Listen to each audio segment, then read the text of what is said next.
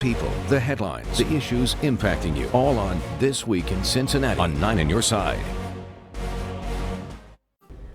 Welcome back. We are on the verge of more big changes in our nation's healthcare system. The new GOP plan to replace Obamacare is making its way through Congress right now. Here's a quick look at some of the plan's highlights. The plan would end the requirement, if you have health coverage, or to pay a penalty. If you would end the tax credits to help pay for deductibles and co-payments, it would change the way subsidies are distributed from one based on age instead of income. The GOP plan would also allow children to stay on their parents' policies until they are 26. It would require insurers to cover people regardless of any pre-existing medical conditions, and the ban on annual and lifetime limits would also remain in place.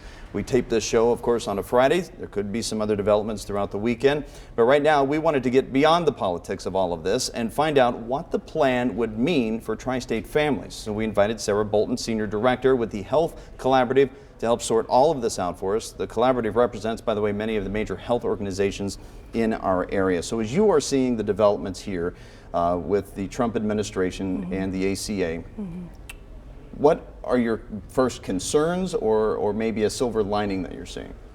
Yeah, I think overriding concerns are really around access to care. So we know under the Affordable Care Act that Medicaid was able to expand in 31 states. So Medicaid is the federal insurance plan for low-income individuals and their families. Right.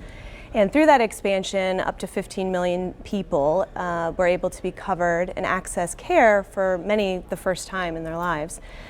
So with that repeal, as proposed by the Republicans, set to occur in January of 2020, it's unclear what the path forward would be for those individuals. And more importantly, aspects of the Affordable Care Act were able to include coverage for mental health issues and substance abuse treatment, which we know is a major concern for our community and communities across this country. So it could have devastating and profound impacts. When you talk about the penalty here, that if you didn't have the insurance, there was a penalty when you filed your taxes. If that's gone, there's kind of a back door to this where it actually could hurt people more when it comes to a penalty. Exactly. So they're replacing the individual mandate with this potential penalty for any lapses in coverage. So if you have a 2-month or more lapse, you could be hit with a 30% surcharge on your premium once your coverage resumes. So we're talking about real financial implications for working individuals and their families. Here in the tri-state, a number of families do live paycheck to paycheck, but for families who are making a family of 4, let's say $50,000 or less, what do you see as the ramifications compared to the plan they have now to 2020? That's a great question, Craig. It really depends on how they get their coverage, so it's hard to answer. Many individuals who have employer-sponsored benefits might not see a lot of changes. But in addition to the individual mandate being repealed, the employer mandate is also scheduled to be repealed. So many employers for the first time were able to offer benefits to their employees through that mandate.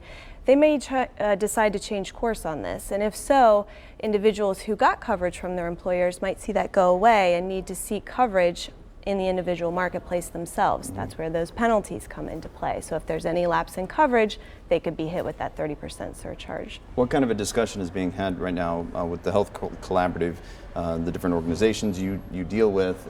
Are you coming to the table and trying to figure out the best way forward to help, obviously, the patients in the tri-state?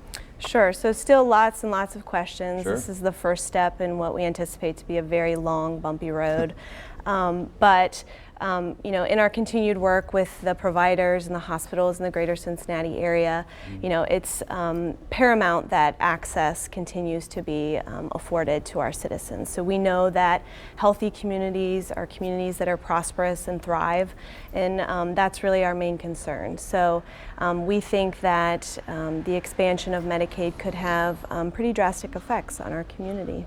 How does it impact? Is there a bigger chance of hospitals and providers to have to absorb larger costs moving forward? Yeah, absolutely. So with the Affordable Care Act, there were, with the expansion of Medicaid, as I mentioned, many people were able to gain coverage. That enabled the hospitals to start to receive reduced payments from the government that they used to be receiving. So there's no talk of reinstating those fees to the hospitals. So with a huge lapse in coverage for individuals, there's a concern on how the hospitals would absorb that. If somebody is watching right now and they would like some clarification, can they reach out to your agency to get any questions about the ACA? Because this can be a confusing topic. It's a confusing topic for those in the media realm. It's confusing for a lot of people. If somebody has a question out there specific to their family, you know, what they should be looking out for, where they can get more information even to read, where would you suggest they go? Thehealthcollaborative.org, you know, to start, contact me or any of us at the Health Collaborative. You know, this is ever changing, so we don't have all the answers by any means, but we're happy to talk you through it, maybe get you connected with who could provide any answers if we're not able to. So. Yeah, again, we tape this show on a Friday. A lot of things can happen day to day, as we know, when it comes to the government and as this moves forward. We'll stay on top of it. Sara Bolton, thank you so much for joining us today. And This Week in Cincinnati will continue in just a moment.